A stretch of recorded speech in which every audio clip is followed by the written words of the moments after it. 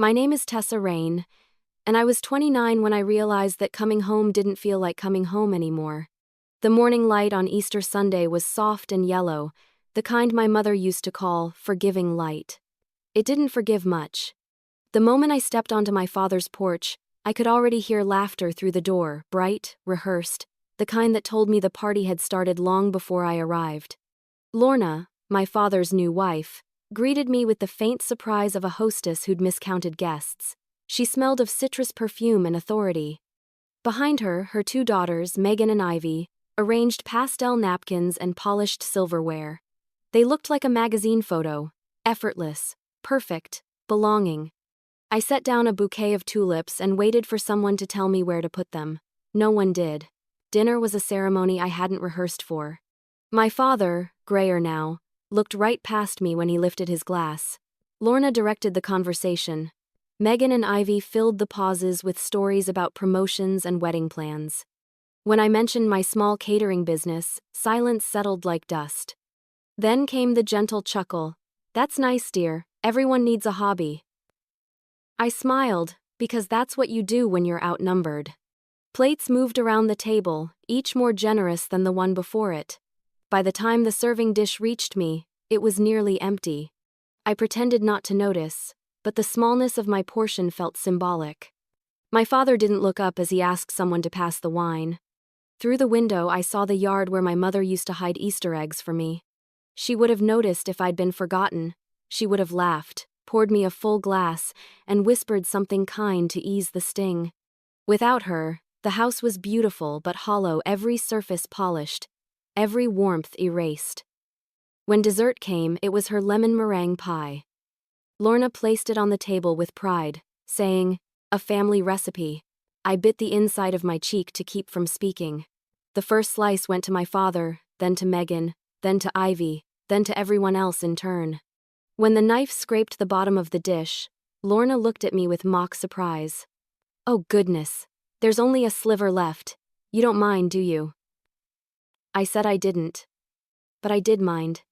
I minded enough to memorize every detail, the taste of the too sweet meringue, the way my father laughed at a joke that didn't include me, the clinking of glassware that sounded like a verdict.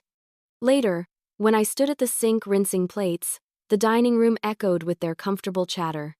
I looked down at my reflection in the water and realized I could either keep pretending this was home or start imagining a life that felt like one. That decision didn't arrive in anger, it arrived quietly, like breath. I dried my hands, said goodnight, and walked to my car under the fading light. Behind me, laughter spilled from the house I used to belong to. Ahead of me was the long road home, wherever that would be next. The morning after Easter, the quiet in my apartment felt almost too gentle to believe. My phone lit up with a single message from my father. "Thanks for coming. Hope the drive back was safe." No mention of how awkward the dinner had been, or that there hadn't been a place set for me. I stared at the text until the words blurred, then set the phone face down. 2 days later, Lorna called.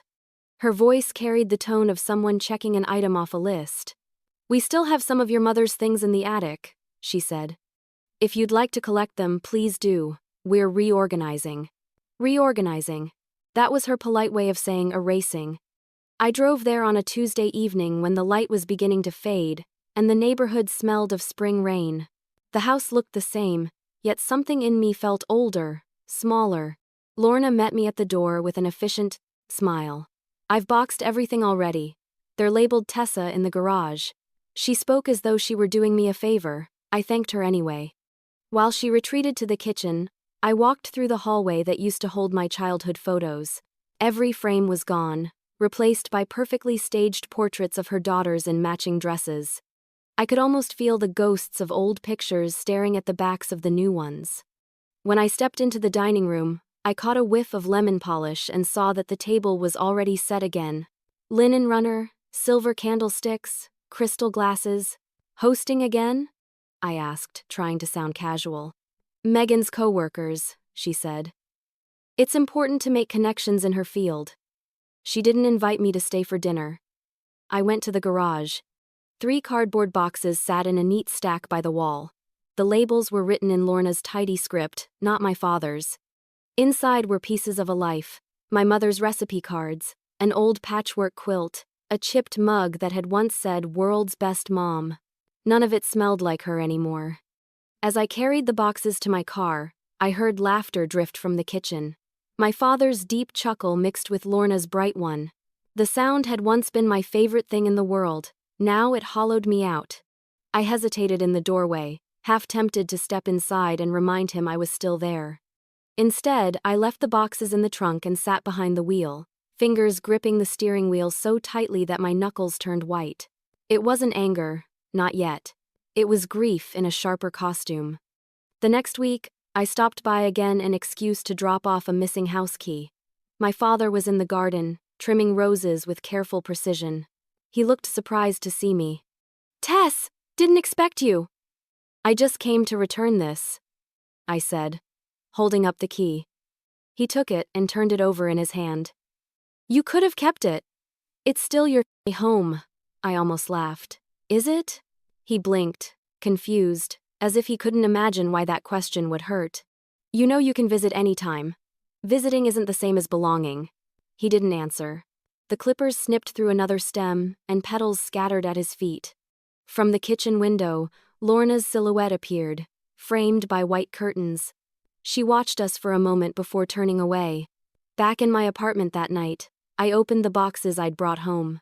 Between folded linens, I found an envelope addressed to Tessa. My heart jumped. The handwriting wasn't my mother's, it was my father's, careful but uneven. Inside was a short note. "Your mother wanted you to have these. She said you'd know what to do with them when the time was right." Beneath the note lay a small stack of recipe cards. The ink faded but readable. I flipped through them until one caught my eye: cinnamon honey scones. On the bottom corner, in my mother's looping script, she had written, "For Tessa's first bakery someday." The words opened something in me. My catering business wasn't just a hobby, no matter what Lorna said. It was the one thing left that still connected me to her. That night, I baked the scones exactly as written. The smell filled my apartment, warm, buttery, alive. When I tasted one, I felt her beside me for the first time in years. I decided then that I wouldn't let anyone rewrite who I was. A few weeks later, Megan reached out, surprisingly friendly. She invited me to a small brunch at their house, just family, she said. I hesitated but went, hoping maybe things were changing. It started nicely enough. The table was bright with tulips, the air filled with coffee and laughter. For a brief moment, I felt almost welcome. Then Megan's fiancé arrived, shaking hands, complimenting the food, asking who catered. "Oh, we did it all ourselves," Megan said quickly. "Mom planned the menu." I bit my tongue. I had brought half the dishes, my recipes, my ingredients, but she didn't even glance my way. Throughout brunch, every attempt I made to join a conversation was met with polite nods or quick subject changes. I poured juice for the kids, passed platters, refilled coffee. No one noticed I hadn't eaten. When it was time for photos, they arranged themselves on the porch. Lorna called, "Family only, dear. You don't mind, do you?" I stood there holding a tray of empty glasses, smiling as the camera flashed. The photo captured exactly what the day had become. Them in sunlight, me in shadow. Driving home, I finally let myself cry, not out of humiliation but out of clarity. I'd spent months trying to earn a place in a family that had already decided I didn't belong. But belonging, I realized, isn't something anyone can grant you. It's something you claim for yourself. So I opened my notebook and began writing plans for my catering company: menus, designs, clients to contact. If they wanted to treat me like a stranger, fine. I would build a world where I didn't need their table at all. The next morning, the first order came in through my website. A small wedding reception for 30 guests. It wasn't much, but it was mine. And as I kneaded the dough for another batch of cinnamon honey scones, sunlight poured through the window and touched the corner of my mother's recipe card.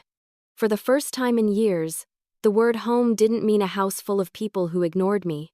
It meant the quiet space where I could finally hear myself think. They'd treated me like a stranger in my own home, but that stranger was learning exactly who she was. The invitation came in a cream-colored envelope with gold lettering. Megan and Daniel request the pleasure of your company at their engagement celebration. It looked expensive, perfumed, and utterly impersonal. I almost threw it away, but curiosity tugged harder than pride. I wanted to see for myself how flawless their new life really was. The party was held at a rented garden venue on the edge of town. White tents shimmered under string lights, and waiters in black uniforms balanced trays of champagne. Lorna stood near the entrance in a pale lavender dress, greeting guests as though she were royalty. When she spotted me, surprise flickered before she smoothed it into hospitality. "Tessa, you came," she said, air kissing the air beside my cheek. "We didn't think you'd have time with your little catering thing." I smiled politely. I made time. She didn't catch the edge in my tone, or maybe she ignored it. My father appeared a moment later, looking older than I remembered. He hugged me, brief and distracted, before being pulled away by one of Daniel's relatives. I wandered through the crowd, invisible again, studying the small details others missed. The flowers were fresh, but half the votive candles were unlit. The hired pianist played the same song on repeat. And behind the buffet table, I noticed boxes labeled "Return by Monday rental property of Marlowe Events." The family's elegance was borrowed, just like everything else about them. When Megan took the microphone to thank everyone, her voice trembled slightly. Daniel stood stiffly beside her, smiling too widely. "We're so grateful," she said, "to have family that supports us in everything." Her eyes didn't meet mine. I clapped with the rest of the crowd, but something about the speech felt rehearsed. As the night deepened, I slipped away from the noise and into the building behind the garden, a small cottage used as a prep kitchen. I only wanted a moment of quiet. Instead, I found Lorna there, phone pressed to her ear, voice sharp as glass. "No, I can't make another payment this month," she hissed. "I told you, the refinance isn't through yet. Just hold it until the end of the quarter. Do you hear me? Until the end of the quarter." She paused, listening. Then whispered, "If the house goes up for auction, everything falls apart. Do you understand?" My breath caught. I backed up, careful not to make a sound.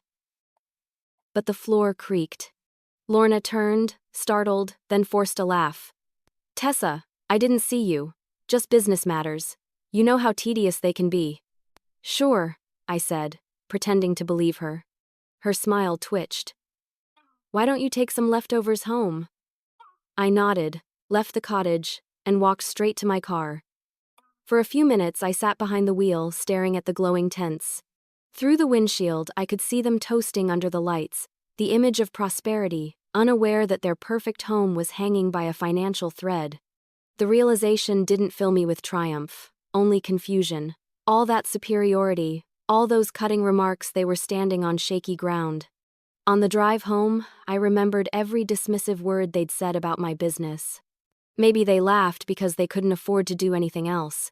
Maybe pretending to be better was the only currency they had left. 2 days later, while organizing my business receipts, I decided to confirm what I'd overheard. A quick property search online brought up the address of my father's house. One click revealed a red flag. Notice of default filed pending foreclosure proceedings. My stomach tightened. It was real. Their empire of Sunday dinners and pastel dresses was built on overdue bills. I closed the laptop and sat very still, hearing my mother's voice again, soft but steady. "Don't let them take your place at the table." Maybe she hadn't meant it as revenge. Maybe she meant that dignity survives quietly, without spectacle. That night I baked another batch of scones for an early morning client meeting. The dough stuck to my hands, warm and alive, grounding me. I realized that for all their display of success, the one thing they couldn't fake was peace. They measured worth by appearances, I measured mine by effort. When I delivered the pastries to the client the next morning, she smiled and said, "These taste like home." The compliment lingered all day. Weeks passed. I kept working small orders. Long hours. Quiet satisfaction. I didn't mention what I'd discovered to anyone. Not even Harper. my best friend and sometimes assistant. But the knowledge sat in the back of my mind like a hidden ember. It changed how I carried myself. When Lorna sent a breezy text inviting me to another family dinner, I answered with a polite decline. "I'm catering an event that night," I wrote. It was true. And it felt good to let the silence hang after her short reply. "Of course, we'll miss you." At night, when I lay awake listening to the city hum outside my window, I wondered what would happen when their perfect facade finally cracked in public. I didn't wish them harm. I just wanted the truth to stop hiding. I pictured my mother sitting at that old dining table, pouring tea, telling me that life has a way of revealing itself. You don't have to force it, you just have to keep showing up. And so I did. By midsummer, my catering company had doubled its bookings. I'd rented a small kitchen space and hung my mother's recipe cards above the prep table for luck. Each new client reminded me that worth isn't something other people can assign. It's earned, quietly, while the world underestimates you. One evening, as I was locking up, my phone buzzed with a message from Harper. "You won't believe this, look at the town business registry." I opened the link. There it was, Lorna Design and Home Consulting status.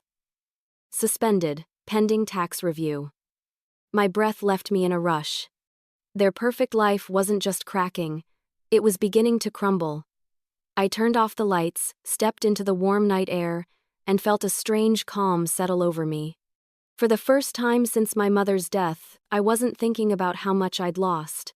I was thinking about everything. I still had the freedom to build something honest, the courage to stand alone, and the quiet satisfaction of watching truth surface on its own. Their world was collapsing under the weight of its own lies, and all I had to do was keep living mine. I walked home beneath a sky streaked with silver clouds, the scent of baked bread clinging to my hair, and thought, perfection always cracks where it's painted too thick.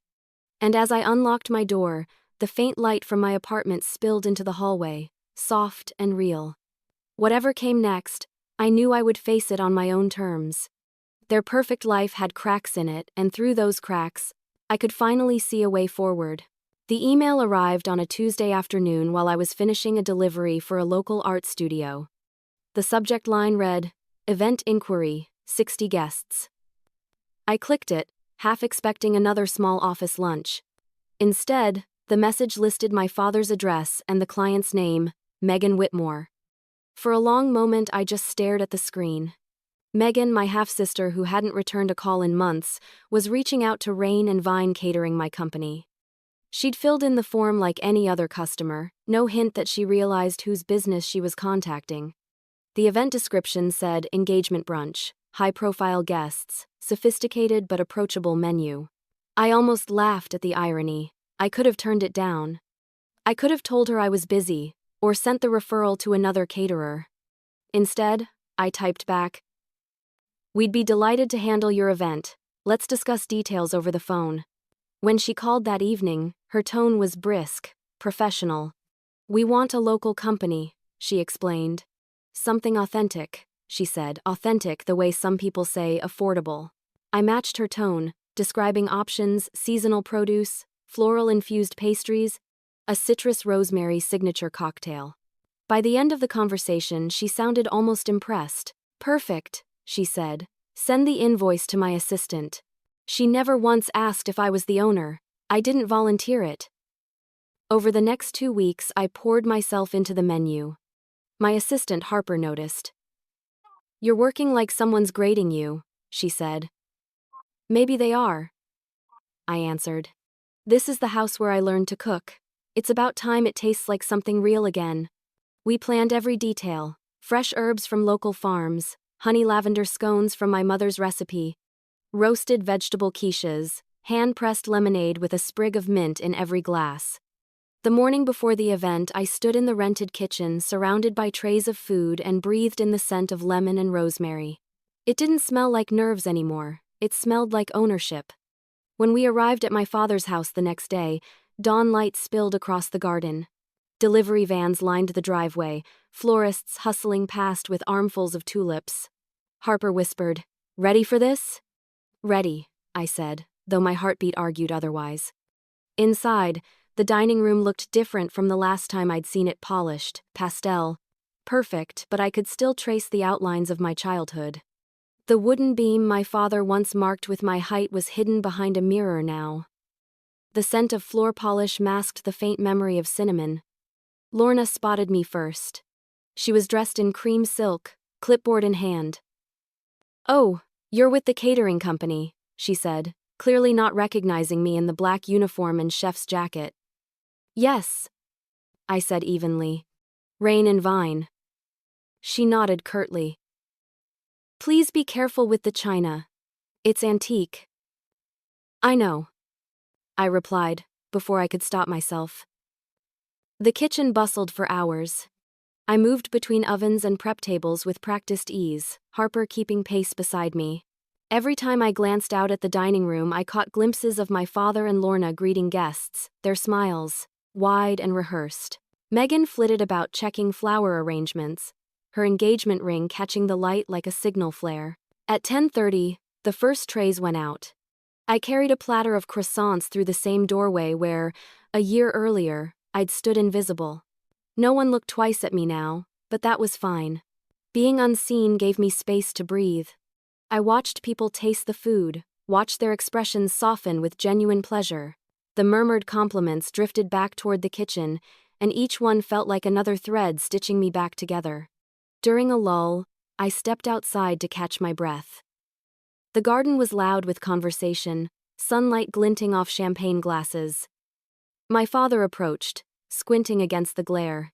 "Everything's delicious," he said warmly, still not realizing who I was. "You must tell your chef she has real talent." The words caught me off guard. I managed a small smile. "I'll pass that along." He nodded and moved on. For the first time, his praise didn't hurt. It was strange comfort to be valued for my work, even anonymously. Harper joined me with a grin. "They love it, Tessa. You've nailed it." "Good," I said. "That's all I wanted." "Not revenge?" she teased gently. I shook my head. "Just respect, even if they don't know they're giving it." The rest of the brunch unfolded like clockwork. Guests clinked glasses, cameras flashed, and the scent of my mother's scone recipe mingled with the spring air. I caught Megan once, standing by the buffet, sampling a pastry. She turned to a friend and said, "This is incredible, I need their card." I almost told her she already had it. When the last guests left, Lorna returned to the kitchen with a polite smile. "Please thank your employer for us, everything was flawless." "I will," I said, stacking trays. "Payment is due on delivery of the final invoice." "Of course." She handed me an envelope and it disappeared back into the hall. After packing up, Harper and I stood in the doorway looking back at the house. "You okay?" she asked. "I think so." It must have been hard being here again. "It was," I admitted, "but it's different now. I walked in through the front door as staff, but I'm leaving as someone who built something of her own. That's more than I ever had when I lived here." In the van, I opened the envelope. Inside was a check with my company's name neatly typed and a note scribbled on the bottom corner in Megan's handwriting. "Everything was perfect, thank you, Rayne and Vine." For a moment I just stared at it. The irony gentle and satisfying. My name, my mother's name printed in plain sight. Paid for with their approval. No drama, no confrontation. Just acknowledgement, however unintentional. Back at the kitchen that evening, Harper poured us both cups of tea. "You could tell them it was you," she said. "Maybe someday," I replied. "For now, I'd rather let the work speak." When I locked up and stepped outside, twilight settled over the city. The air smelled faintly of rosemary and sugar, the scent of my own making. I realized I didn't need their recognition to validate me. I'd already reclaimed something far more important than pride, my sense of self. The next morning, an email pinged on my phone. It was from Megan's assistant, formal and polite. "Your service was exceptional. We'd love to feature you on our events vendor list." I smiled at the screen. For years I'd tried to be part of their world. Now their world was asking to be part of mine. And as I rolled up my sleeves to start the day's baking, I whispered to the empty kitchen, Home is wherever you can stand tall and be fed by your own hands. It wasn't revenge. It was reclamation, the quiet, steady kind that leaves a sweeter taste than any dessert I could ever make. When the photos from Megan's engagement brunch appeared, online, my inbox filled faster than I could answer. Guests had tagged the event location and, by accident or fate, included the line "Catering" by Rain and Vine. Overnight, my small company looked larger than it was. New inquiries poured in. I should have felt pure excitement, but beneath the gratitude was something uneasy, a quiet wonder at how easily appearances shifted once the right name was attached. A week later, I delivered breakfast trays to a downtown office. While I was packing up, Harper rushed in with her tablet. "You need to see this," she said. On the screen glowed a lifestyle blog post about Megan Whitmore's flawless engagement brunch. Halfway down the article, the comments section had turned sour. Someone had posted, "Funny, her mother's design business owes our company 3 months' rent." Another added, "She's still advertising under a suspended license." Screenshots. Links to public records. Harper lowered the tablet. "You think they'll blame you?" "I didn't leak anything," I said. And even if I had, the truth was already sitting out there waiting to be noticed. Still, that evening I received a call from an unfamiliar number. Lorna's voice came through, tight and composed. "Tessa, you catered beautifully for us, and we're grateful. But we'd appreciate it if your staff refrained from discussing our family business online." "My staff?" I asked, surprised. "We're seeing some unpleasant rumors." "I'm sure you understand how easily gossip spreads." "I do," I said quietly. "And I also know gossip doesn't start without something real underneath." There was silence, then the click of a polite goodbye. After the call, I sat for a long time, staring at the dark window of the kitchen. For years I had been on the receiving end of whispers, never the subject of someone else's fear. I didn't enjoy it, it just reminded me that truth, once exposed to air, has its own momentum. By the end of the month, the whispers had grown louder. Local suppliers refused to extend credit to Lorna's design firm. Megan postponed her wedding date for logistical reasons. I learned this the way everyone else did, through the same social media feeds that once displayed their perfect smiles.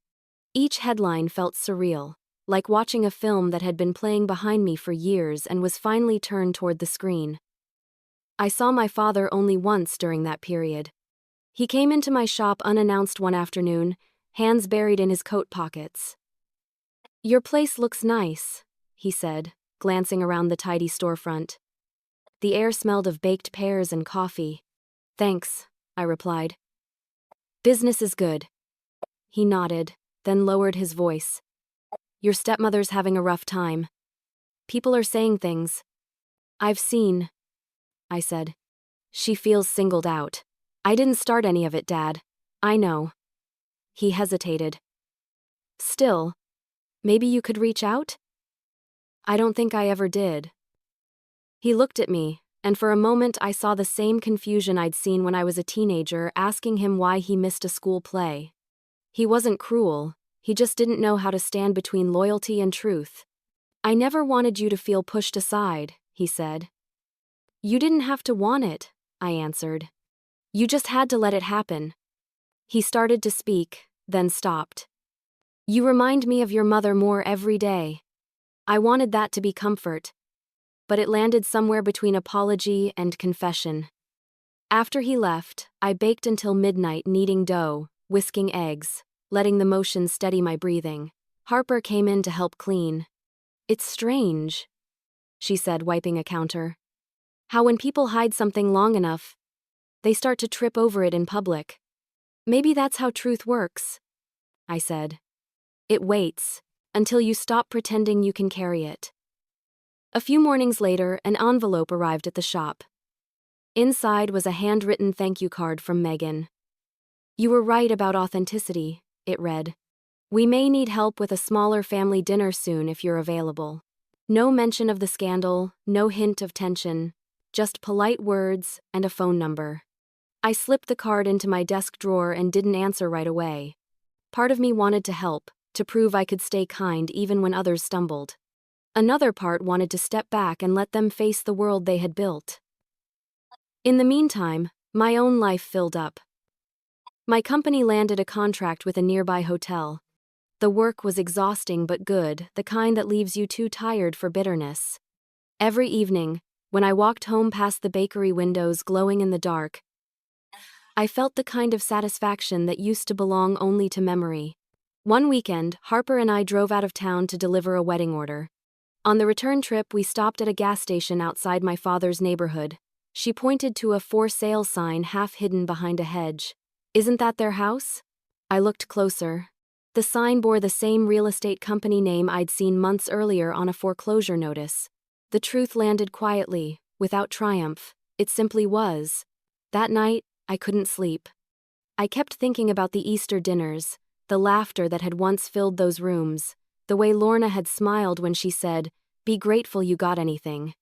I wasn't angry anymore, just sad that so much effort had gone into keeping up appearances when simple honesty might have saved them. The next morning, I wrote a short email to Megan. "If you still need help with that family dinner, I'm available next month. We can plan something peaceful and simple." I didn't mention the for sale sign or the rumors. I just offered food, the one language I knew could bridge silence. When she replied, her message was brief but warm. "Thank you, Tessa. It would mean a lot." Later, as I prepped ingredients for the day's orders, Harper glanced up from her work. "You're really going back there?" "Yes," I said. "After everything? They taught me how fragile pretending can be. Maybe it's time someone taught them what real grace looks like." She smiled. "You've got more patience than I ever would." "Not patience," I said, arranging fresh sprigs of thyme on a tray. "Perspective." Outside, the city pulsed with late summer heat. I opened the door to let the air move through the shop, breathing in the scent of bread, lemon, and possibility. Their secrets were unraveling, yes, but not because anyone forced them to. They were simply too tightly woven to last. And in their unraveling, I'd found the space to stitch together a life that finally felt like mine.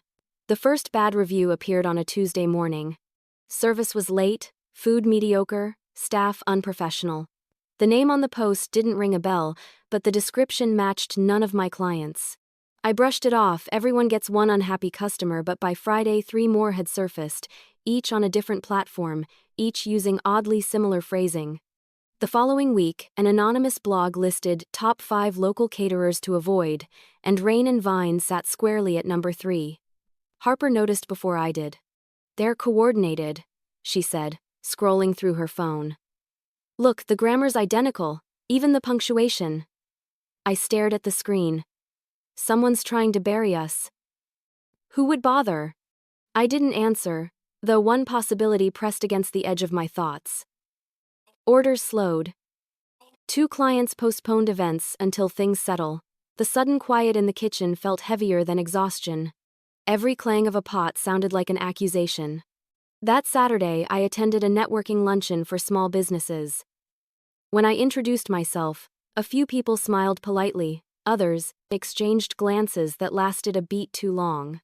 I finished my coffee, left early, and sat in my car watching rain streak the windshield. Success had made me visible. Visibility had made me vulnerable. The next morning, I received a message from an unknown address. "Maybe you should focus on your little recipes and stop pretending you're one of us." No signature, just the familiar smug tone of people who mistake cruelty for control. I deleted it but couldn't shake the chill it left. Harper suggested hiring a reputation management firm. "They'll trace the accounts, clean the searches," she said. I shook my head. If I feed energy into lies, I'll never get back to cooking. "So, you're going to ignore it?" "I'm going to outwork it." We doubled down. I called old clients, offered free tastings, delivered sample boxes to local offices. Most people were kind. "We've heard things," one manager admitted, "but your food speaks for itself." Orders began trickling back in. The rhythm of kneading, chopping, plating steadied me more than sleep could. Still, the online noise grew louder. Someone created a fake profile using my photo and posted clumsy political rants under my name. Another account claimed our kitchen failed inspections. I spent nights drafting responses, deleting them, starting again. Every word felt like throwing pebbles into a storm. Then one afternoon, Harper burst into the shop waving a printed email thread. "Found it," she said. "A customer forwarded this by mistake. It came from an address ending in whitmoredesigns.com, Lorna's company domain." My stomach dropped. "You're sure?" "Positive. They tried to book a fake order under that email too." For a long time I said nothing. The air between us hummed with the sound of the refrigerator motor. Finally I exhaled. "Then we don't fight dirty back, we show proof." We compiled screenshots, timestamps, and client testimonials. I sent them all to the Wanbray review sites with a concise statement. "Rayne and Vine welcomes honest feedback, not impersonation. Attached is verification from our genuine customers." Within a week, most of the false posts were removed. The fabricated account disappeared entirely. The relief was quiet but powerful. When the next order came in a corporate breakfast for 50, I worked through the night with a kind of defiant joy. Every tray leaving the oven felt like a rebuttal written in sugar and salt. 2 days later, as we were cleaning up, the bell over the door chimed. My father stood there, raincoat dripping, holding a folded newspaper. "I thought you should see this," he said. The front page of the local business section read, "Design firm under investigation for tax irregularities." Beneath the headline was a photo of Lorna, unsmiling. I handed it back. "I already know they tried to hurt my business." His shoulders sagged. I didn't realize how far it had gone. "Now you do." He looked around the warm kitchen, the trays, the smell of bread cooling on racks. "You've built something solid, Tessa. I'm proud of you." It was the first time he'd said it without hesitation. After he left, I sat on the floor beside the prep table, letting the quiet fill the room. The fight had cost me sleep, money, and part of my trust in people, but it had also taught me the shape of my resilience. I didn't need to expose anyone, the truth had already done that. When Harper locked up, she asked, "What now?" "Now," I said. "We cook for the ones who believe in us."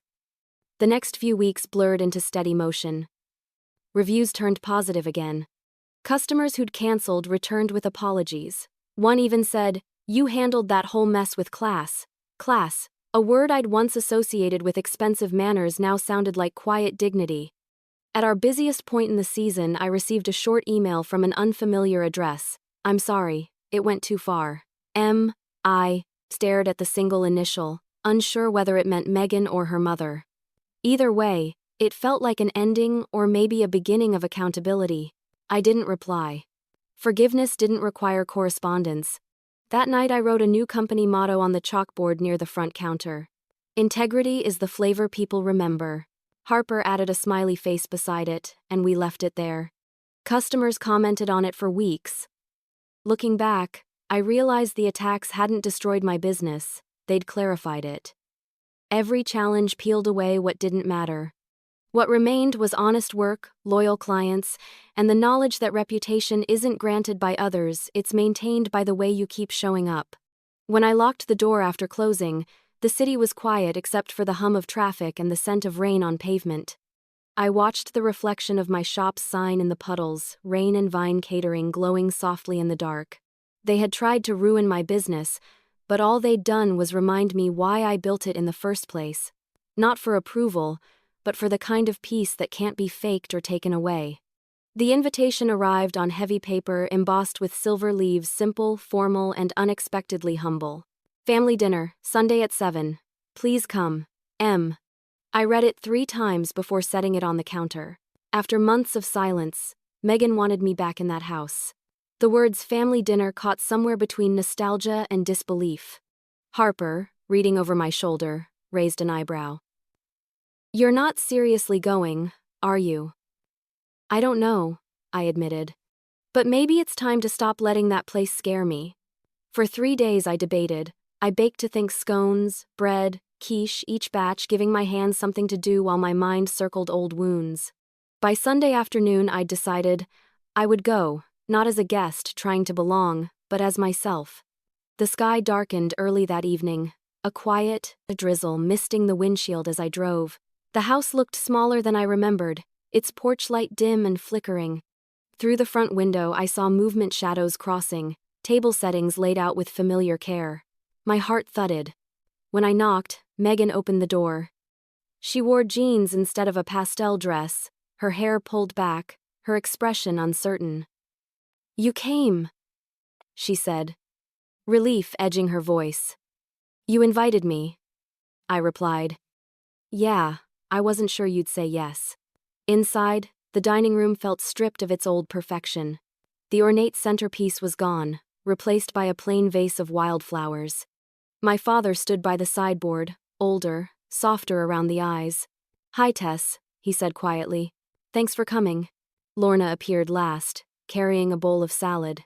Her usual perfume was absent, she looked tired but composed. "Dinner's simple tonight," she said. "Just home cooking." I almost smiled at the irony. Home cooking, two words that had once been a battleground, now they sounded like a truce. We Saturday. The clatter of cutlery filled the awkward silence.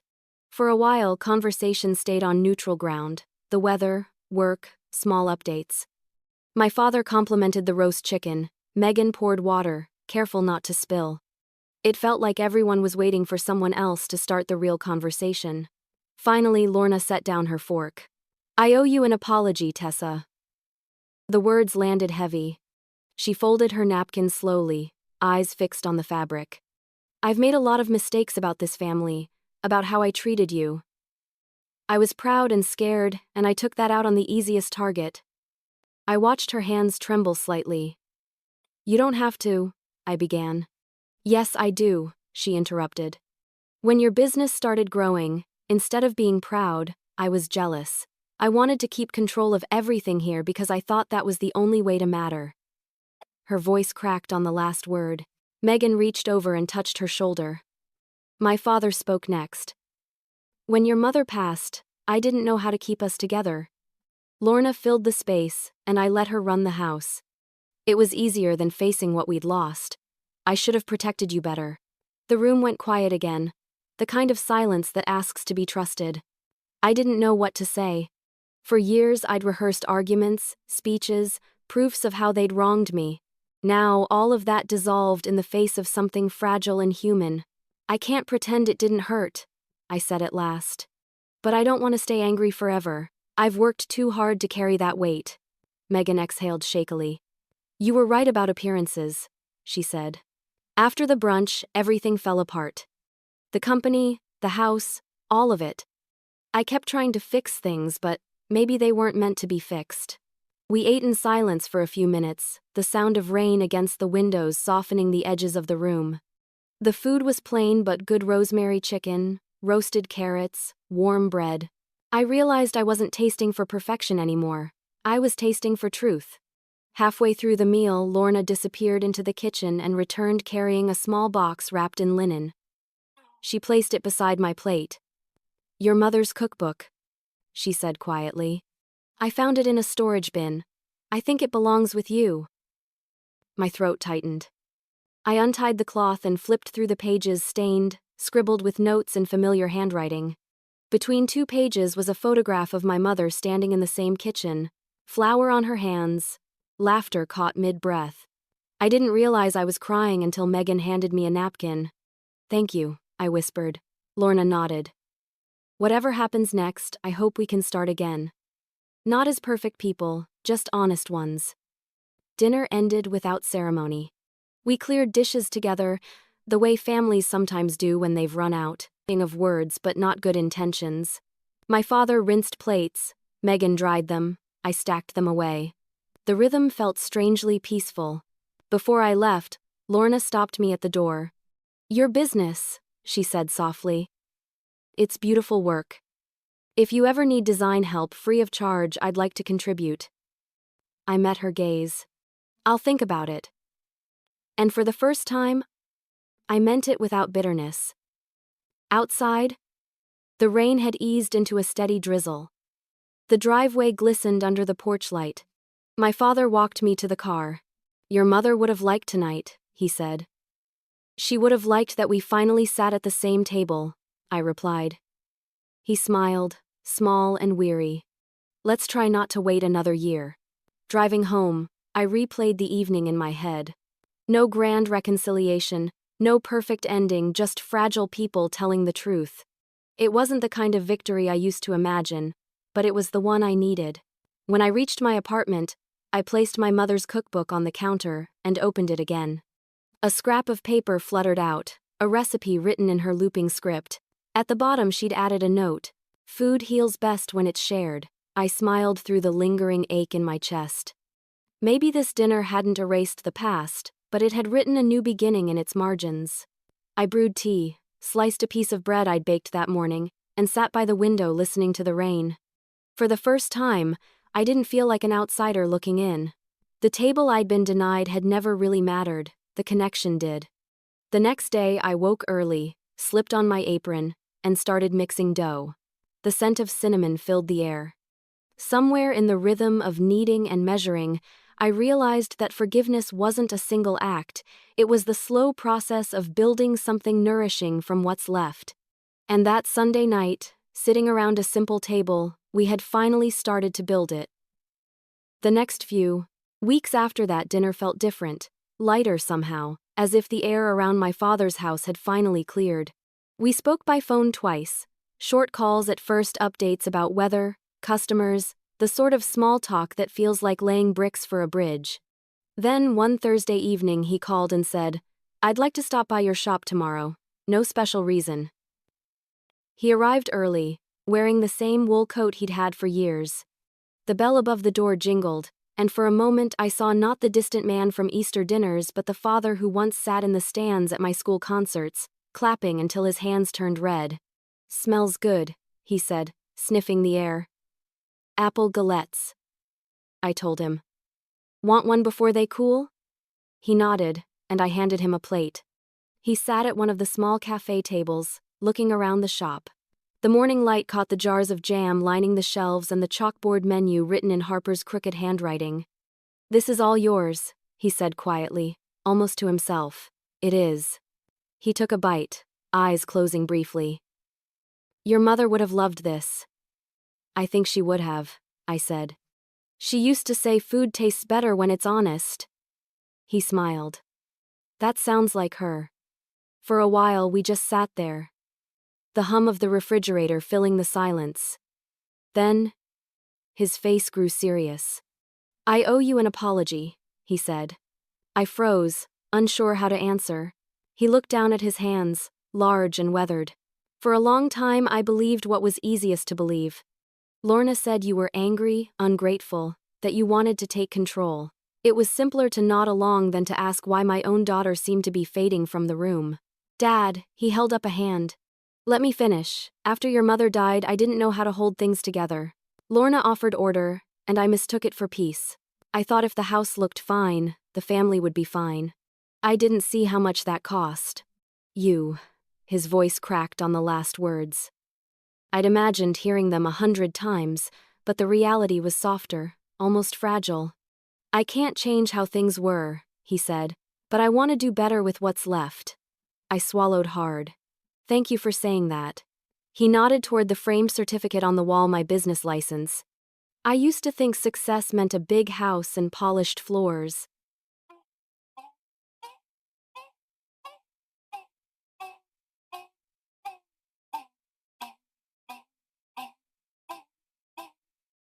It's taken me a while to learn that too.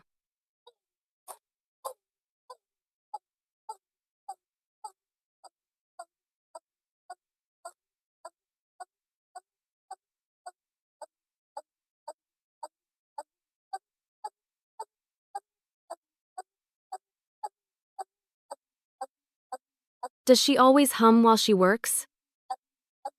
It drives me crazy some days. He smiled. Your mother hummed the same way.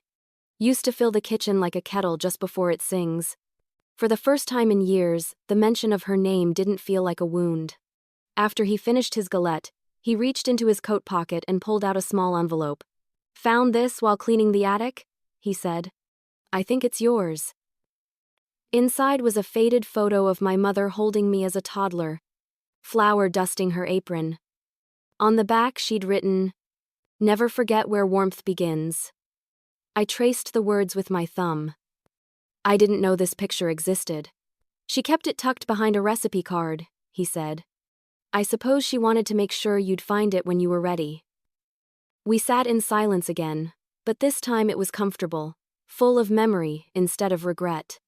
Before he left, he said, "Would you cater something small for me next month? An anniversary dinner. For you and Lorna?" He shook his head. "For your mother. Just me this time. I'd like to honor her properly." I felt my throat tighten. I'd be honored. When he walked out, the bell over the door chimed again, and I realized that was the sound of closure. Gentle, unforced, ringing only long enough to be noticed. A few weeks later, the anniversary dinner took shape. I set a single table in my shop after closing hours, one place setting across from my father. A framed photograph of my mother stood between two candles. I cooked the meal myself. Rosemary chicken, her favorite, with roasted carrots and warm bread. When he arrived, he removed his hat and stood quietly before the picture. "She'd like this," he murmured. We ate mostly in silence, the way people do when words would only crowd the moment. After dessert, he leaned back and sighed. "You know, I used to think truth was something that arrived like lightning, sudden and loud. Turns out it's quieter than that. It's been sitting here all along, waiting for me to listen." I smiled. "That's how it usually works." He looked at me then.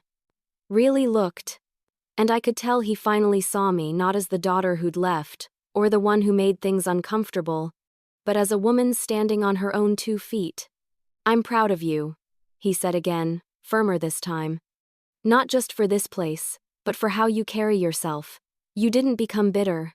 I think that's the hardest thing." I blinked back tears. "I had help," I said, glancing toward the photo. "And a few good recipes." He laughed. A deep, genuine sound that filled the little shop. When the candles burned low, he gathered his coat. At the door, he paused. "You ever think about expanding? Maybe a second location?" "Someday," I said. "Right now, I just want to keep it honest." He nodded. "That's enough." After he left, I cleaned the table slowly, folding the napkins, wiping away crumbs, extinguishing the candles. The smell of rosemary lingered. I stood before my mother's photo for a long time, whispering, "He finally saw." Outside, the streetlights shimmered on wet pavement. The world felt both ordinary and extraordinary at once. When I locked up, I realized the ache that had followed me for years was gone, replaced by something quieter, a steady pulse of understanding. The truth had always been there. It just took time for both of us to face it. As I walked home under the cool night sky, I thought about how forgiveness doesn't erase the past, it simply stops it from dictating the future. My father had finally seen the truth, and so had I. That love, even when buried under mistakes, can still find its way back to the surface if you let it. It was late on a Wednesday afternoon when the man walked into my shop. He was tall, in his 60s perhaps, with kind eyes and a briefcase that looked older than I was. The bell above the door jingled as he entered, and Harper, wiping her hands on a towel, looked up from the counter. "Can I help you?" she asked. He smiled politely. "Actually, I'm looking for Tessa Rayne."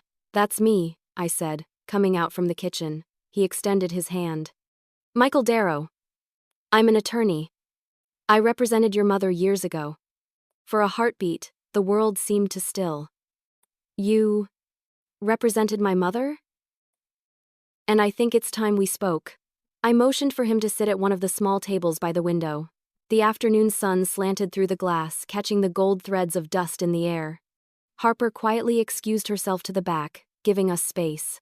Mr. Darrow opened his briefcase and removed a thin folder tied with a faded ribbon. "When your mother passed, she left behind 2 versions of her will. One was filed officially, the one your father and stepmother acted upon. The other was handwritten, witnessed, but never submitted." "Why not?" "Because your father asked that it remain sealed. He said it was to spare you from more grief." At the time, I believed him. I stared at the folder. "What does it say?" He hesitated, then slid it across the table. "She left the original family property, the house, the small parcel behind it, and all attached assets solely to you. Her words were specific. To my daughter Tessa, so that she always has a place to return to when the world forgets her worth. The room tilted slightly. But my father sold part of that land, I said quietly. He told me it was joint property after the remarriage. Mr. Darrow nodded grimly. That was an error. The joint deed was never legally valid without your signature. He must not have realized that until much later, or perhaps he hoped no one would check. I pressed a hand to my forehead. The years of confusion, the remodeling, the changes, the sense of displacement all made sudden, painful sense. Does that mean the property legally belongs to me? It does, he said. You'll need to refile some paperwork, but yes, the rights are yours. I sat back, the folder heavy in my hands. Why bring this to me now? Your father contacted me, he said softly. He said it was time you knew. He didn't want to leave this world with secrets between you. My throat tightened. He sent you? He did. For a long moment, I couldn't speak. The idea that my father had carried this knowledge, that he'd hidden it out of guilt or confusion, was both heartbreaking and strangely relieving. It meant he finally understood what that house had meant, not as property, but as a symbol of belonging. I opened the folder. Inside was my mother's handwriting, looping and steady. I recognized the same script from her recipe cards. Near the bottom she'd written, "If Tessa is reading this, it means she's old enough to understand that roots and wings aren't opposites, they're partners." Tears blurred the ink. She always knew what to say, I whispered. Mr. Darrow gave a small smile. She talked about you constantly. Said you were stubborn, but kind. That you'd spend half your life baking your way through her recipes. A small laugh escaped me through the tears. She wasn't wrong. He rose, gathering his things. I'll send the transfer documents to your home. Take your time deciding what to do with the property. There's no rush. Your mother wanted you to have it not as a burden, but as an anchor. I stood too. Thank you, Mr. Darrow, for holding on to this all these years. He inclined his head. Some truths are worth waiting for. When he left, the bell above the door chimed softly. I stood staring at the folder, feeling the weight of everything it represented: love, loss, mistakes, and forgiveness, all written in my mother's hand. Harper peeked out from the kitchen. Everything okay? I nodded, still dazed. Better than okay. Just a lot. She wiped her hands and came to sit beside me. You look like you've seen a ghost. In a way, I have, I said, opening the folder again. But it's a good one. I told her everything the second will. The inheritance, my father's message. She listened quietly, her expression softening. So what will you do? I traced the edge of the paper. I think I need to see the house again. Properly this time. Not as a visitor, not as a stranger. The next day, I drove out to the old neighborhood. The for sale sign still leaned against the hedge, streaked with rain and time. The house stood quiet, paint fading a little, shutters drawn. Yet when I stepped through the gate, the scent of damp earth and lilac brought me straight back to childhood. I walked around to the backyard, the place where my mother had once planted herbs in neat rows. The garden was overgrown now, but I could still see the outline of what had been. I knelt, brushing aside a tangle of ivy. Beneath it lay the faint outline of a small stepping stone with my initials carved in childish scrawl. I laughed softly. Guess you left me a map, Mom. For a while I just sat there. The afternoon sun warming my face, the distant hum of traffic replaced by birdsong. I thought about everything that had happened, the bitterness, the rebuilding, the strange, slow forgiveness that had begun to grow in its place. Maybe this was her plan all along. To let the truth come when I was strong enough to carry it. That evening I called my father. Dad, I said, voice trembling. Mr. Darrow came by. He was quiet for a moment. I hoped he would. You knew? I did, he said. I should have told you sooner. I didn't want you to see me as the man who let you lose your home. I think you just became the man who helped me find it again, I said softly. He exhaled, relief heavy in the sound. What will you do with it? I'm not sure yet. Maybe I'll keep it as part of the business. Or maybe just restore it. For her. She'd like that, he said. After we hung up, I sat in the darkened kitchen of my apartment, the folder open on the table. I traced my mother's words again and felt something new, not just grief or relief, but continuity. The sense that every struggle, every misunderstanding, had led here, to this quiet moment of truth. The next morning I packed a small basket with bread, honey, and fresh jam things my mother would have loved and drove back to the house. I spread a blanket in the backyard and set the food down, whispering into the still air. "We made it back, Mom." The wind stirred the leaves gently, as if answering. And for the first time, I understood.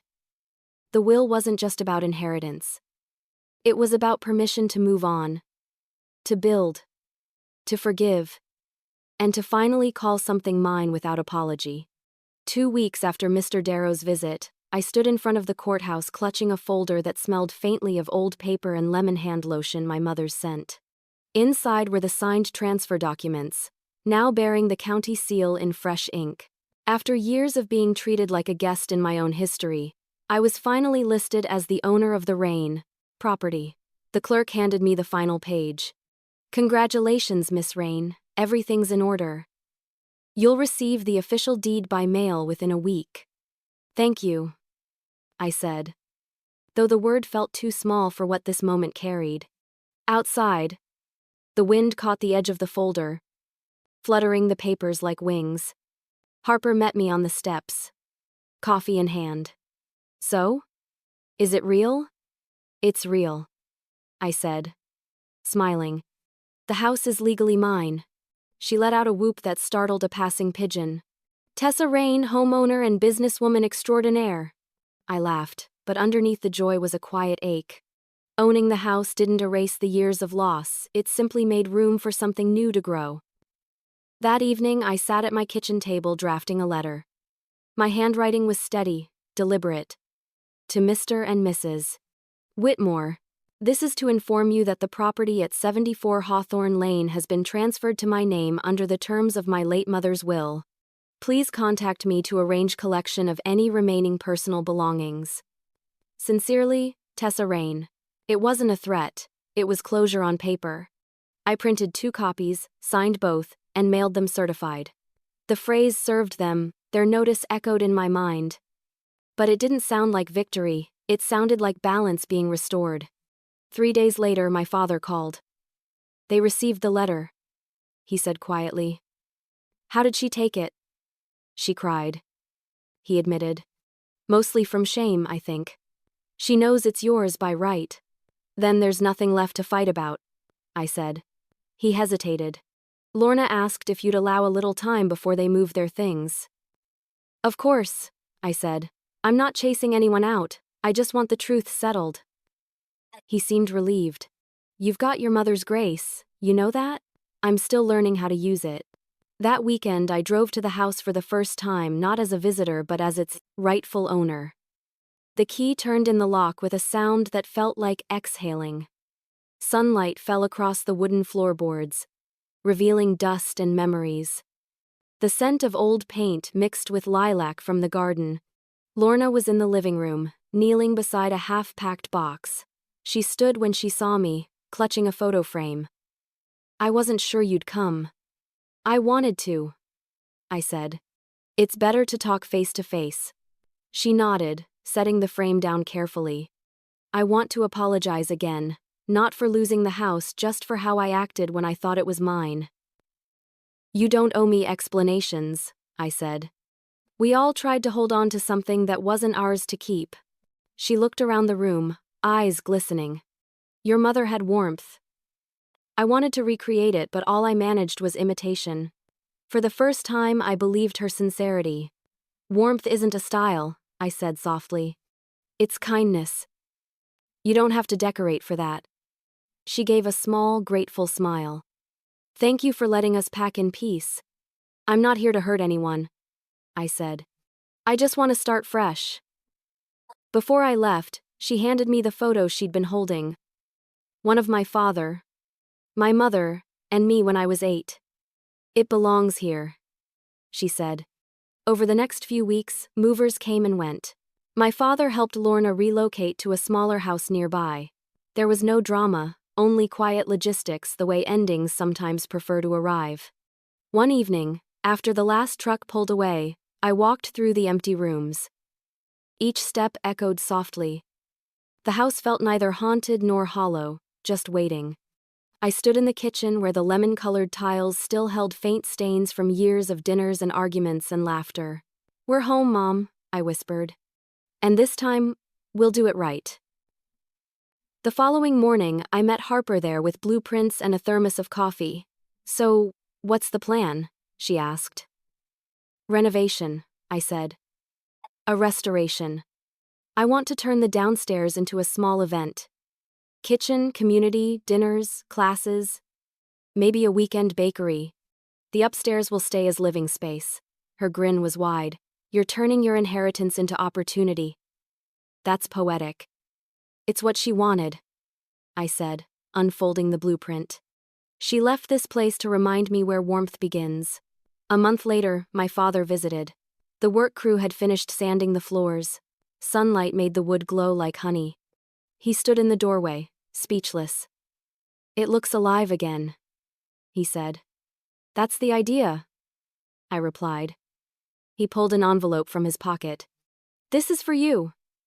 Inside was a small check, his contribution to the restoration fund. "I can't buy back the years," he said. "But maybe I can help build the next ones." I blinked away tears.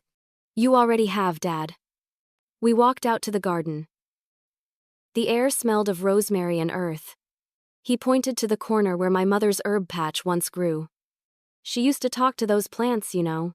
Swore it made them taste better." "I might try that," I said, laughing. He smiled. "You already do. You talk to everything you touch." As the sun dipped behind the trees, I realized something had shifted permanently.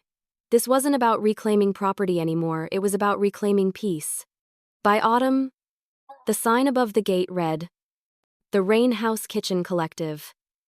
The first community dinner sold out within a week. Neighbors came carrying baskets of produce and stories. My father sat at the head of the long wooden table, helping pour lemonade. Even Lorna dropped by once, bringing a tray of her own shortbread. We shared polite conversation, genuine if still cautious. After everyone left, I stood in the doorway and looked around at the candlelight flickering across the walls. The house no longer looked like a battlefield of memories. It looked like home. Harper handed me a mug of tea. "You realize what you did, right? Paid property taxes?" I joked. "No," she said, smiling. "You turned pain into place. That's harder." I thought about the letter I'd mailed months earlier, the one that had formally served notice. It had started as paperwork but ended as a declaration. This is where honesty lives now. Later, after the dishes were done and the lights turned low, I stood at the kitchen window watching the moon rise over the garden. I felt my mother's presence not as memory but as continuation, the rhythm of her lessons moving through my hands. Serving them notice hadn't been about eviction or victory. It had been about taking responsibility for the legacy she left, a home built on fairness, truth, and compassion. The night air was cool, the garden quiet. I whispered into it, "It's ours again, Mom. And this time, everyone eats at the same table."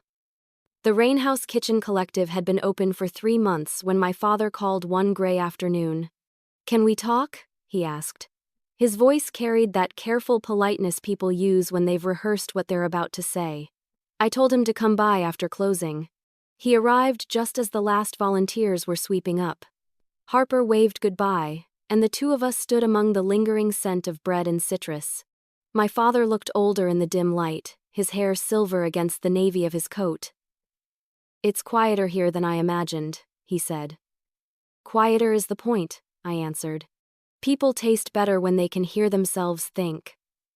He smiled faintly but didn't sit. "There's something I should have told you a long time ago." I motioned to the nearest table. He hesitated, then sat, folding his hands as though he were about to pray. "It's about your mother's will," he began. "And about the years after she passed." I felt the floor tilt slightly beneath me. "Dad, I already know," I said softly. "Mr. Darrow came to see me." "I know he did," he said. "I asked him to. But that's not the whole of it." He looked toward the window, where dusk was thickening into rain. "After your mother died, I was drowning. I didn't know how to live without her. Then Lorna came along, and for the first time I could breathe again, or thought I could. When she wanted to make changes, I let her. When she told me you were fine on your own, I believed her. But I also knew about that second will. I listened, heart tight. I convinced myself it didn't matter," he went on. "I told myself you'd never want the house. You were building your own life. I told myself she'd have wanted us to be practical. But the truth is, I didn't want to face what she'd written. Because if she left the house to you alone, it meant she didn't trust me to protect you." He rubbed his forehead, the gesture of a man who'd rehearsed apologies for years. "I kept that knowledge like a stone in my pocket. Every time you visited, every holiday, I felt it pressing there. When Lorna started talking about redesigning, about refinancing, I could have stopped her, but I didn't. I was too tired to fight and too ashamed to explain." I swallowed hard. "You didn't just hide the truth, Dad. You let her turn our home into something unrecognizable." "I know," he said. "I thought I was sparing everyone another argument. Instead, I erased the one place you needed most. And when I finally realized what I'd done, I didn't know how to undo it without tearing everything apart." Rain began tapping softly against the windows. He stared at the table, his voice small. "When I saw you build this place, I thought maybe I'd already lost the chance to make things right. Then you sent that notice, and I knew it was time. I called Darrow the same day. For a long moment neither of us spoke. The only sound was the rain and the faint hum of the refrigerator. "Do you hate me for it?" he asked. I shook my head slowly. "No. But it hurt. I deserve that. You deserve honesty," I said. "The same thing I wanted all along." He met my eyes, and for the first time I saw not the man who'd failed me, but the one who'd simply been lost. "You look so much like her," he whispered. "But you carry yourself differently, stronger somehow." She softened everything she touched. "You steady it." I felt tears prick my eyes. "She taught me to do both." He nodded.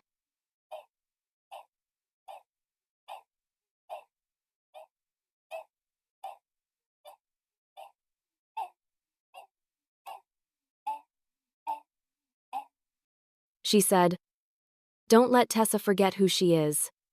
I thought keeping the house together would do that. I didn't realize she meant to keep you yourself, not the walls around you. I exhaled shakily. "You've told me more truth tonight than I've heard in 10 years. That's enough." He smiled, tired but real. "I'm proud of you, Tess. You did what I couldn't. You faced the mess instead of pretending it wasn't there." I reached across the table and took his hand. His palm was warm, calloused, familiar. "We both faced it," I said. After a while we stood and walked through the quiet building. The smell of baked apples lingered from the evening's class. He stopped by the window overlooking the garden, where small sprouts pushed through damp soil. "Looks like her herbs are coming back," he said. "They always do," I replied. "You just have to give them light." He nodded slowly. "Maybe that's us, too." Before he left, he paused at the door. "I'm selling the cabin up north," he said. "It's too much for me. I was thinking about using part of the money to set up a scholarship in your mother's name, something for culinary students who can't afford school. What do you think?" My throat tightened. "I think she'd love that." "Then it's settled," he said. "We'll do it together." After he drove away, I stood on the porch watching the rain turn the street into a sheet of silver. The confession hadn't undone the past, but it had unlocked something that had been stuck between us for years. I went back inside, dimmed the lights, and wrote a note on the chalkboard above the counter. Truth tastes simple when it's finally spoken. Harper saw it the next morning and just nodded, understanding without asking. In the days that followed, my father became a regular at the collective. He peeled potatoes beside volunteers, told stories to children about the garden's herbs, even fixed a broken hinge on the kitchen door. Each small act felt like a stitch closing an old tear. One evening, as he wiped down a counter, he said, "Your mother would have liked this place. Not because it's perfect, because it's honest. She'd like you here too." He laughed softly. "Then maybe I'll stay a while." Outside, the last of the rain had cleared, leaving the world washed clean. I looked at him, at the life we were slowly rebuilding, and realized his confession wasn't just about guilt, it was about the courage to begin again. The next morning, when I unlocked the door to start baking, sunlight poured through the front windows, bright and new. For the first time in years, I felt no distance between the person I was and the family I came from. My father had finally confessed, and in doing so, he'd given me something far better than an apology. He'd given me truth, and truth was the only inheritance that ever really lasts. Peace, I was learning, isn't the absence of trouble, it's the ability to stay steady when trouble knocks again. 3 months after my father's confession, things at the Rayne House Kitchen Collective were running smoothly. We hosted weekend classes, birthday luncheons, even a charity bake sale that raised enough to seed the scholarship fund in my mother's name. My father came every Thursday to peel vegetables and tell corny jokes that made Harper roll her eyes. For once, life moved at a pace that felt safe. Then an envelope arrived in the mail, plain, unmarked, tucked between utility bills. Inside was a printed letter from a law office I didn't recognize. Notice of dispute regarding property ownership. The heading read, "My stomach dropped." The document claimed that former occupants of 74 Hawthorne Lane were contesting the transfer of the house, alleging that I'd coerced my father into signing away joint rights. At the bottom, in thin gray ink, were 2 names, Lorna Whitmore and Megan Whitmore. For a full minute I just stared at the paper. I'd thought we were past this. After everything, the dinners, the apologies, the slow, fragile truce, it felt like the ground had tilted backward. Harper found me in the office, letter trembling in my hand. "What is it?" I passed it to her. She scanned the lines, her face darkening. "You've got to be kidding me." "I wish I were," I said quietly. She exhaled hard. "Do you think your dad knows?" "I don't," I said, "but I'll find out." That evening I called him. He answered on the second ring. "Hey kiddo. Did you know Lorna filed a dispute over the house?" Silence stretched on the line. Then he sighed. "No, but I'm not surprised. She's been struggling since the move. Pride makes people do strange things. Dad, this could undo everything." "I'll talk to her," he promised. "You focus on your work, I'll make it right." I wanted to believe him, but the ache in my stomach said otherwise. 2 days later, he showed up at the shop with red-rimmed eyes. "She's not backing down," he said. "She thinks if she can prove the will was altered, she'll get compensation." "But the will wasn't altered," I said. "I know that. You know that. Darrow knows that. But she's desperate. She hired someone who told her what she wanted to hear." I pressed my palms against the counter. "So, what do we do?" He looked at me with quiet determination. "We tell the truth again." We met with Mr. Darrow the next morning. He looked both weary and amused when he saw the papers. "Baseless," he said, flipping through them. "But we'll need to respond officially. I'll draft a statement and attach the notarized records from the court." "Will this go to trial?" I asked. "Unlikely," he said. "Cases built on resentment tend to crumble under evidence." Still, the accusation hurt more than I wanted to admit. That night, long after closing, I walked through the empty kitchen, listening to the echo of my footsteps. The house that had finally become a sanctuary now felt like a witness stand. I thought of Lorna packing boxes in this same room months ago, of how sincere she'd seemed when she apologized. Maybe she had meant it then. Maybe regret fades faster than fear. The next morning a reporter called, asking for comment on the family property dispute. My heart clenched.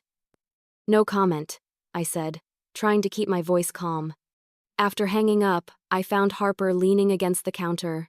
It's online, she said, showing me her phone. A small article with my picture taken from our business website sat under the headline, Local Entrepreneur in Family Feud Over Inheritance. I sat down hard. Great. Exactly what I needed. Harper put a hand on my shoulder. People know who you are, Tess. They'll believe the version that matches your work, not the gossip. I hope so, I murmured. By the end of the week, Mr. Darrow filed our response. The following Monday, the dispute was dismissed. The judge's statement was brief. All documents are verified and final. No further claims will be considered.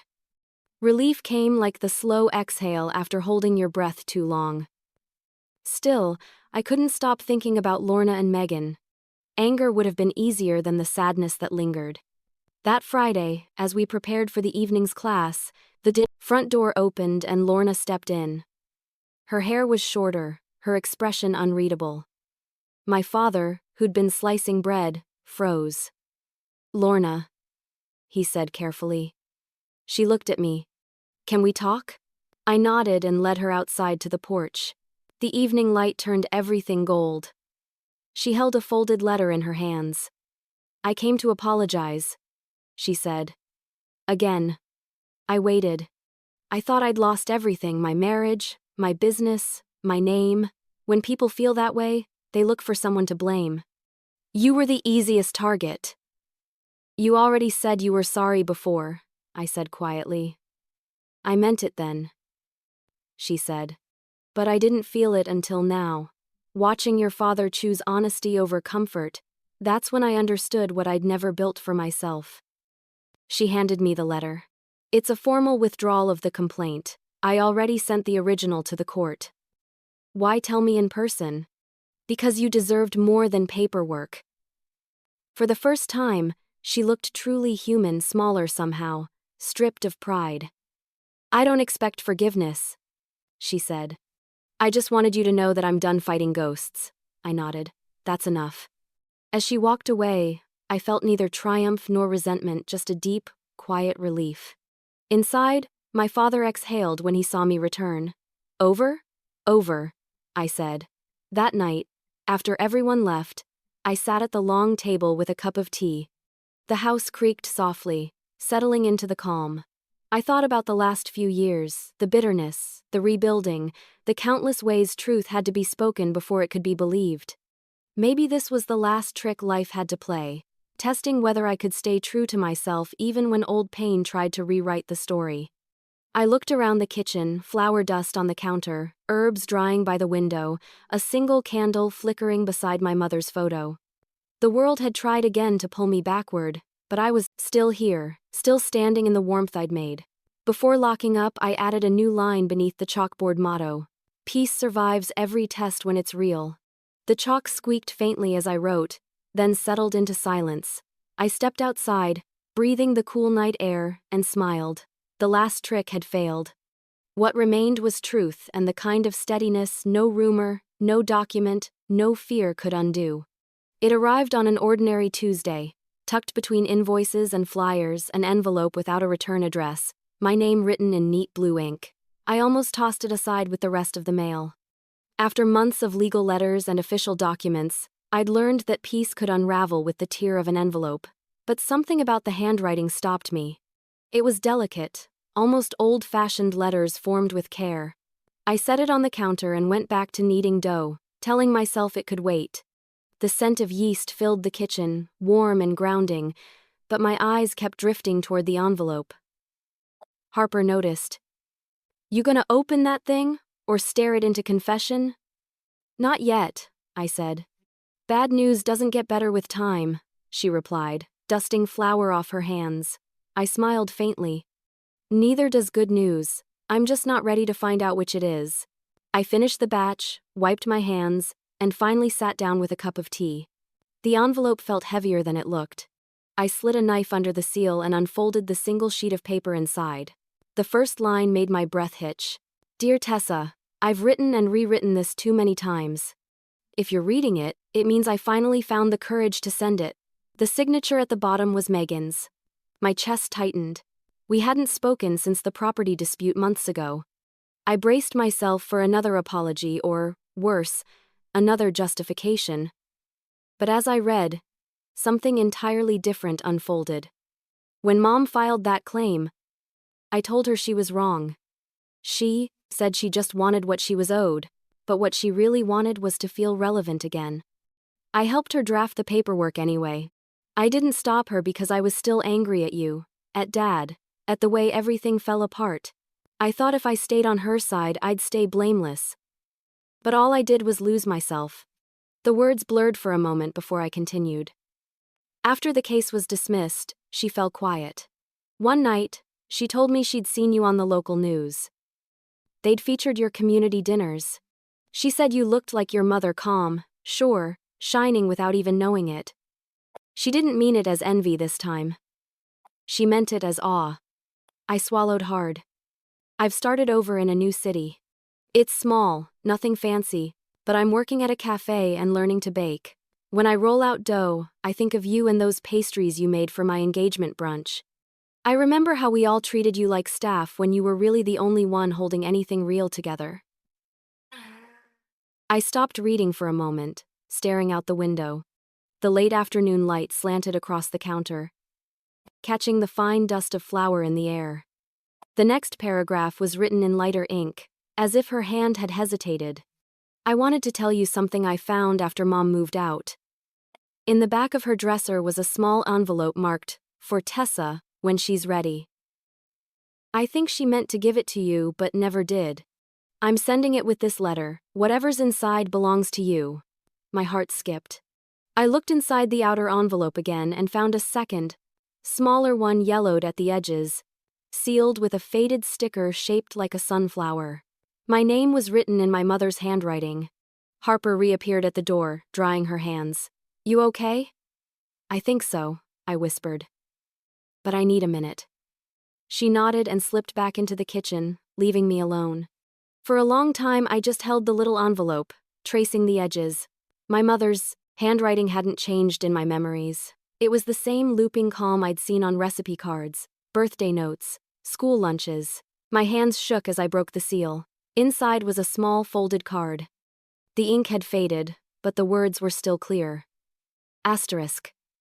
My dearest girl, if life has brought this to you, it means you've survived more than I could prepare you for.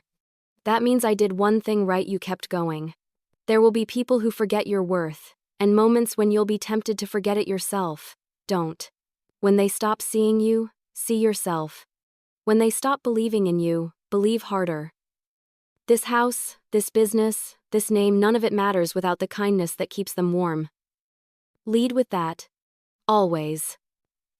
Asterisk. A single pressed sprig of rosemary fell from the card and landed on the table. It still carried the faintest scent, a whisper from the garden she'd once tended behind the house. Tears blurred my vision. I read the letter again, slower this time, as if tasting every word. All at once, the noise of the last few years, every fight, every misunderstanding seemed to dissolve. My mother's voice, even in ink, had a way of making silence feel safe again. When I finally looked up, my father was standing in the doorway. He'd arrived quietly, as he often did now. "Harper said you got mail," he said softly. "From your sister?" I nodded, holding up the letter. "And from Mom, apparently." He stepped closer, reading over my shoulder. When he reached the part about the cafe, he smiled. "She's finding her way, too." I wiped my eyes. Seems like everyone's learning how to start over. He reached out, brushing a crumb of flour from my sleeve. "Your mother used to say that rosemary meant remembrance. Maybe she left it there to remind you that you were never forgotten." I looked down at the tiny sprig. It worked. We stood there for a while. Two people who had once lost nearly everything, now quietly holding the pieces of it returned. Later, after he left, I sat at the long table where we hosted dinners. The shop was quiet except for the ticking of the wall clock and the hum of the refrigerator. I thought about Megan working in that cafe somewhere, about how small her new start must feel and how brave it was anyway. I thought about my mother writing those words years ago, trusting time to deliver them when I needed them most. Maybe that was the real inheritance, not the house, not the business, but this chain of courage passed from one woman to another. I folded both letters carefully and placed them in the drawer beside my mother's cookbook. The rosemary sprig I pressed between two recipe pages labeled lemon honey tart. Before closing the shop for the night, I wrote on the chalkboard above the counter, "See yourself, believe harder." The words glowed faintly under the kitchen lights. For the first time in a long while, I felt completely still, not waiting for closure, not bracing for conflict, just grateful that the letter I almost didn't open had reminded me of who I'd been all along. Spring returned almost without me noticing. The garden behind the Rayne house burst into bloom, thyme and rosemary threading their scent through the open kitchen windows. Every morning, sunlight spilled across the long wooden table in the center of the room, the same table that had once belonged to my mother, the same one where my family used to gather and later fall apart. Now it held something different. Rows of cooling pastries, steaming mugs of coffee, notebooks filled with recipe ideas, laughter that rose like music.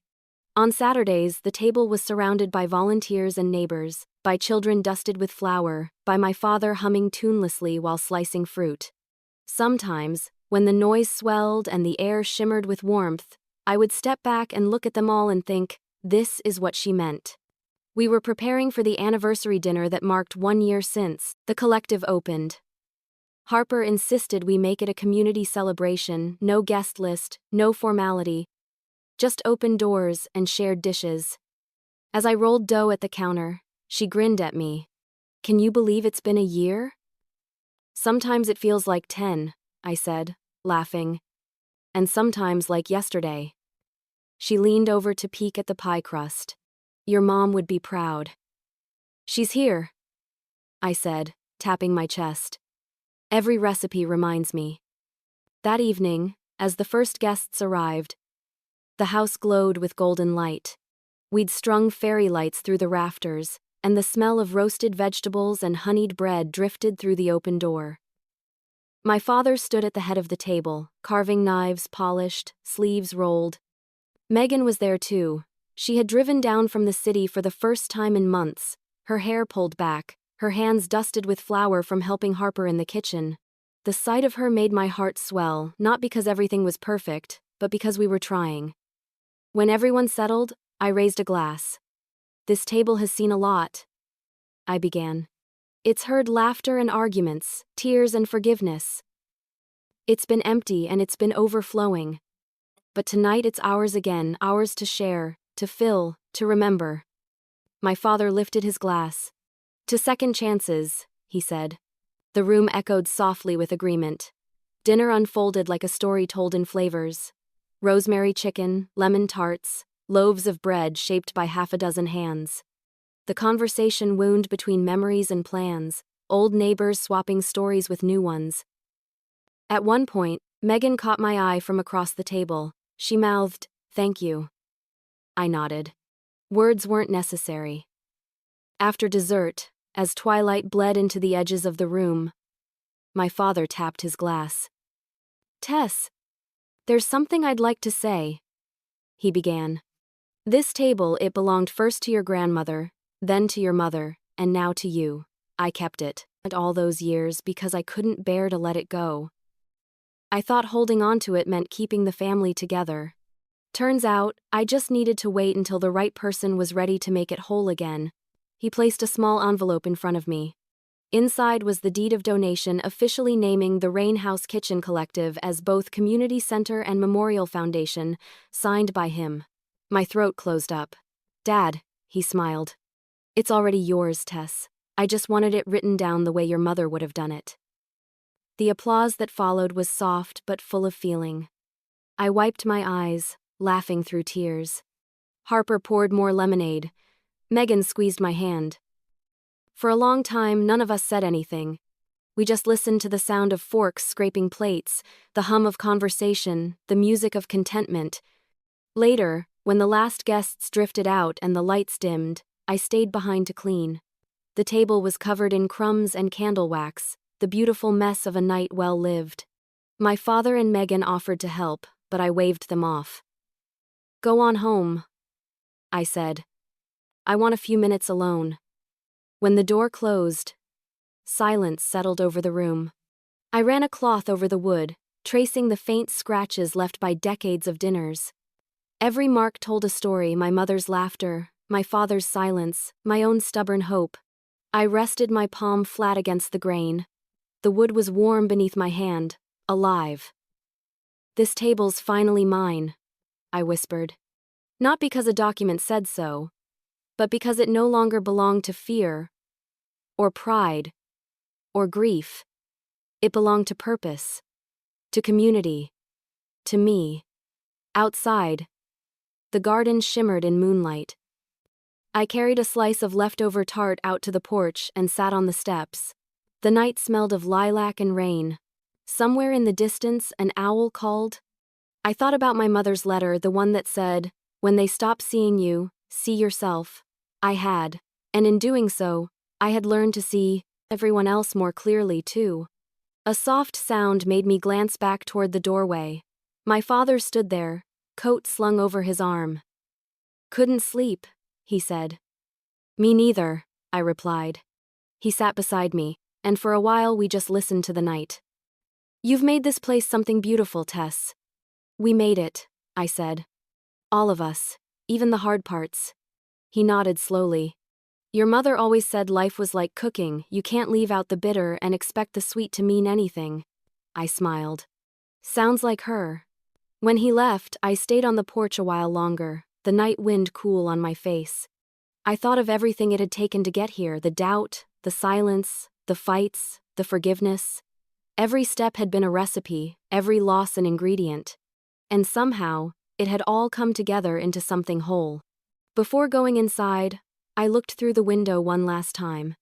The table sat bathed in moonlight, empty but alive, ready for whatever stories tomorrow would bring. I knew then that this was what my mother had meant when she said warmth begins at home. She hadn't meant walls or property. She'd meant this: a place where truth and kindness could sit side by side and eat in peace. I turned off the lights, locked the door, and whispered into the quiet, "Thank you, Mom. We made it." And as I walked away, the scent of rosemary followed me, sharp, clean, unmistakably hers. The table was finally mine, and I would spend the rest of my life filling it with the kind of love that never runs out.